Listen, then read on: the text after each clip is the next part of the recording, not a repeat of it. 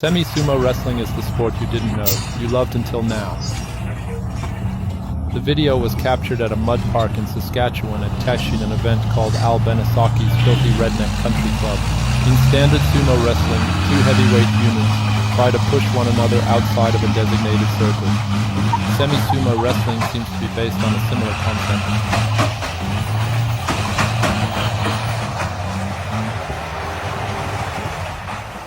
It pits two heavy-duty trucks nose to sea, which can push the other out of bounds.